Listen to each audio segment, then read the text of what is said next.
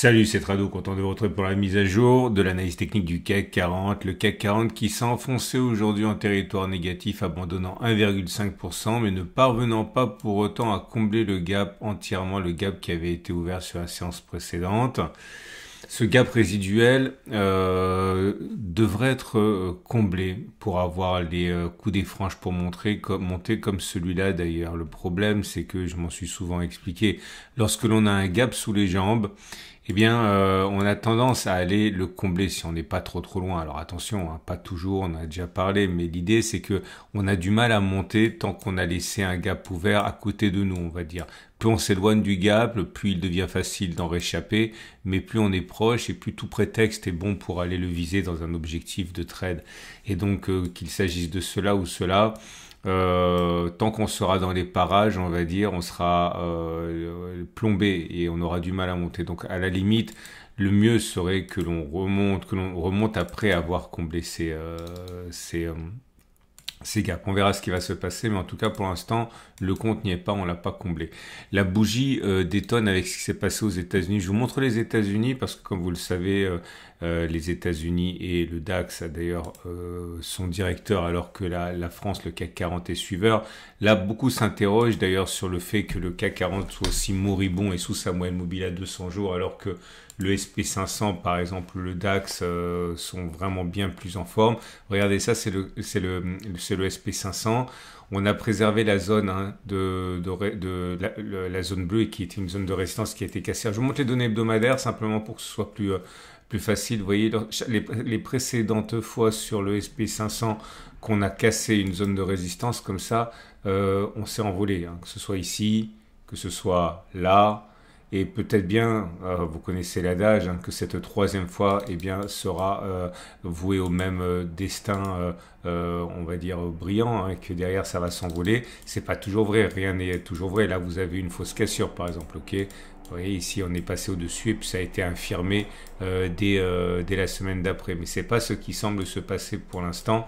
Et il n'y a aucune raison de privilégier une baisse plutôt que la hausse au regard des précédentes occurrences de cassure de résistance. Donc record historique cette semaine pour le SP500.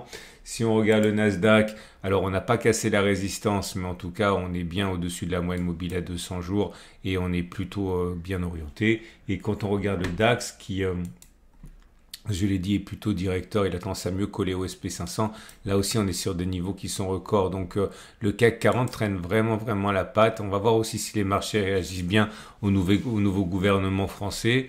Pour l'instant, encore une fois, rien ne permet de penser que la hausse soit terminée. C'est plutôt l'inverse. Il semble que aller chercher l'objectif que on a depuis maintenant des semaines et des semaines. Je vous rappelle que l'idée, c'est de prendre le chemin parcouru avant le twist, reporter ça par-delà le twist. Ça voudrait dire aller chercher la grande zone de résistance ici. Ok. Ce qui m'intéresse aujourd'hui, c'est quelque chose que j'ai oublié. Merci à vous, vous êtes vraiment rodé à ce Thrill and Break parce que vous l'avez vu et moi je l'ai pas vu. Le Thrill and Break, c'est un de mes indicateurs préférés. Je vous montre comment ça fonctionne. En fait, l'idée du Thrill and Break, c'est que vous avez le droit de tracer une nouvelle bougie lorsqu'on fait un extrême de 3 bougies. Donc clairement, ça veut dire que si on fait un plus haut ou un plus bas de 3 bougies, eh bien on peut faire un nouveau bloc et c'était le cas. Alors, attendez, j'ai réfléchi beaucoup, on n'a plus besoin. Voilà. Et on a fait un Thrill and Break, c'était la semaine précédente, là le jour précédent, c'était jeudi, vous voyez. On a bien clôturé plus haut que les trois blocs. On a fait un plus haut de 3 blocs, donc on avait le droit de tracer ce bloc vert. Et là, pareil, vous voyez, mais dans l'autre sens, on avait clôturé plus bas. Bon, c'était pas très visible, mais on était bien à la marge plus bas que les 3 blocs précédents, trois blocs précédents. Donc, on a pu faire un bloc rouge. Donc, à partir du moment où vous faites un plus haut ou un plus bas de 3 blocs, eh bien, vous avez le droit de tracer un nouveau bloc. C'est le cas ici. Et je vous rappelle que on a testé ça tellement de fois que je vais quand même vous montrer parce que les statistiques sont très flatteuses. La dernière fois que ça s'est produit, alors attendez, c'est là, Suivant un break haussier, alors ça fonctionne pas à tous les coups, mais on a vu que normalement la couleur du prochain bloc devrait être verte, et ça c'est dans 86% des cas. D'ailleurs le cas la dernière fois où ça s'est produit, ça s'est pas vérifié, mais 86% de chances que le prochain bloc soit vert. Autrement dit, ça peut baisser, hein, mais ça baissera pas plus bas que le plus bas des 3 blocs, donc ça descendra pas plus bas que ça, donc on peut avoir quelque chose comme ça et puis un nouveau bloc vert. Hein. Ok, 86%. Et ce qui m'amène donc à l'autre élément, mais celui-là qui a fait l'objet du test du jour, c'est au niveau du cycle de Schaff. Alors, en ce moment, on en profite parce que c'est le contexte qui veut ça. On est en dessous de la moyenne mobile à 200 jours. Ok. Et on a eu le signal haussier qui a été délivré. Alors, le signal haussier, c'est quand on était en dessous de 25 et qu'on passe au-dessus de 25. Vous voyez, c'est ce qui s'est produit, non pas sur la séance de vendredi, mais sur la séance de jeudi. Mais c'est pas grave parce qu'on rentre encore à meilleur compte, hein, puis c'est une consolidation. Donc, ça nous rapproche du stop de protection. Donc, l'idée, c'est la suivante. On achète lorsque on a le signal haussier, c'est-à-dire que l'on passe au-dessus de 25, stop de protection sous les plus bas récents du cycle de survente du Schaff. Donc clairement, ça veut dire quoi? Je vous montre un exemple qui a bien fonctionné. Ici, le signal a été donné sur cette bougie. Le stop de protection, c'est le plus bas du cycle de survente du cycle de Schaff. Le plus bas il était là. Ok, c'est le cycle de survente de Schaff, il est là. Le plus bas, il est là. Donc le stop de protection, il est mis à moins de 29. Et comme vous pouvez le voir, on a fait 20, 30, je ne sais plus. Mais en tout cas, on a largement fait une fois, 2 fois, 3 fois la distance au stop de protection établi à moins 2 et quelques. Okay, et là, ça n'a pas du tout marché puisque si elle a été donné sur cette bougie, là, on était bien sous la M200 aussi. Le stop de protection a été mis sous les plus bas du cycle baissier de survente du cycle de Schaff et on est venu le toucher. Okay, donc on a déjà testé ça, mais on ne l'avait pas testé cette année lorsqu'il est en dessous de la M200. Et vous allez voir, ça change absolument tout. Donc je suis remonté 30 fois en arrière. Là, j'en tiens pas compte parce qu'on est au-dessus de la M200. Ça fonctionne bien quand on est au-dessus de la M200. Hein. Mais regardez cette très mauvaise série ici. Et comme vous pouvez vous en douter, visuellement, c'est vraiment pas génial. Ah, il y en a ici encore. Voilà. Et le bilan est le suivant. Quand on a un signal haussier du Schaff, alors qu'on est sous la M200, peut-on envisager de faire une fois la distance au stop de protection? Donc le signal a été donné ici. Stop de protection là, 3,59. Donc 3,59 vers le haut. Eh bien, ça a fonctionné 13 fois, ça a échoué 18 fois. Autrement dit, ça n'a fonctionné que dans 42% des cas. Si vous aviez risqué 100 euros par trade, perdant, vous auriez gagné 13 fois 100, 1300, perdu 18 fois 100, 1800. Autrement dit, vous auriez perdu 500 euros.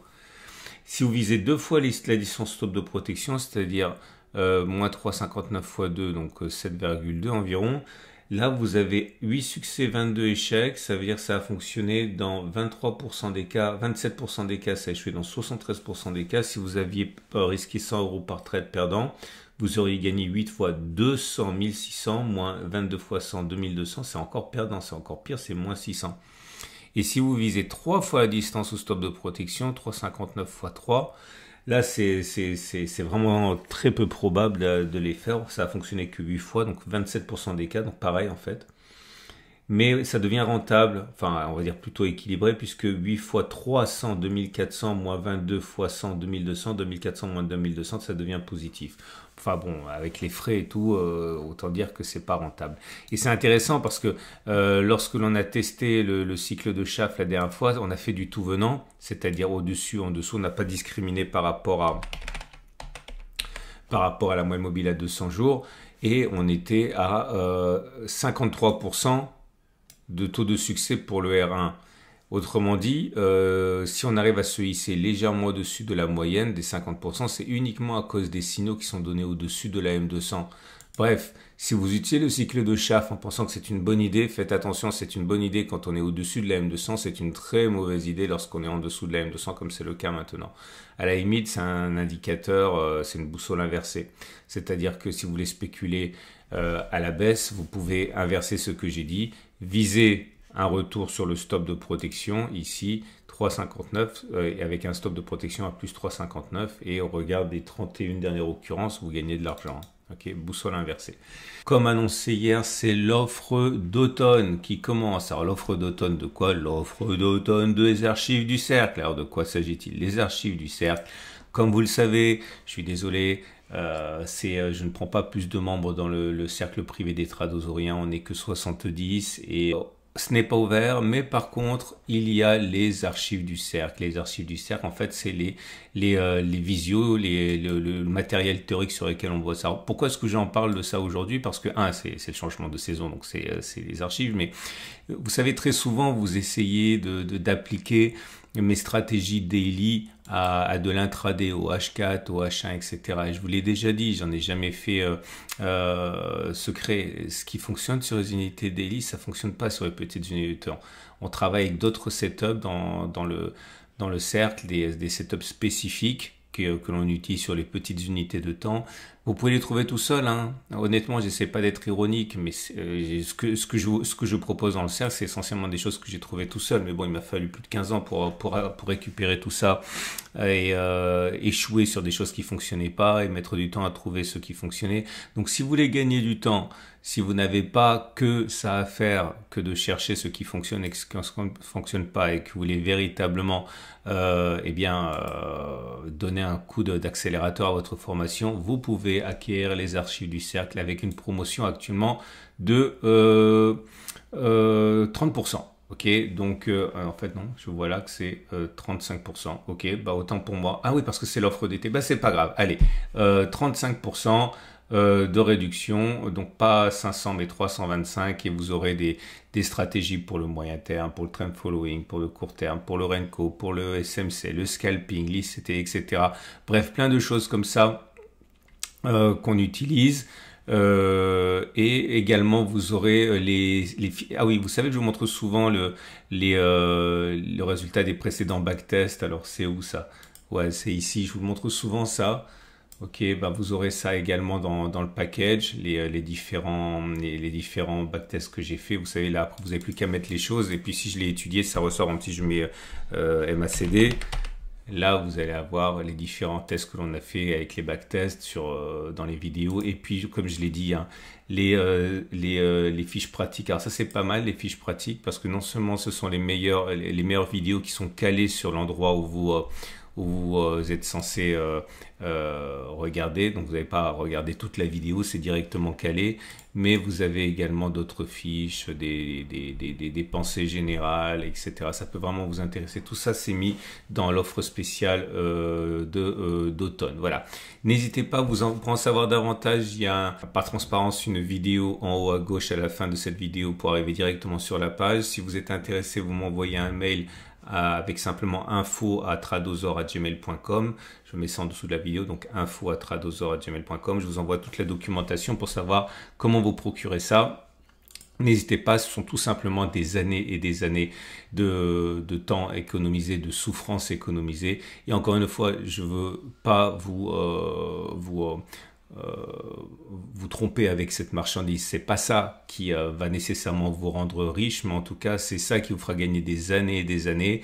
Et que vous décidiez derrière de continuer ou d'abandonner, au moins vous aurez économisé ce temps qui se chiffre en années, hein, avant de prendre une décision qui est celle de continuer ou alors d'arrêter parce que vous vous rendez compte que c'est trop compliqué. Bref, faites-vous un cadeau véritablement.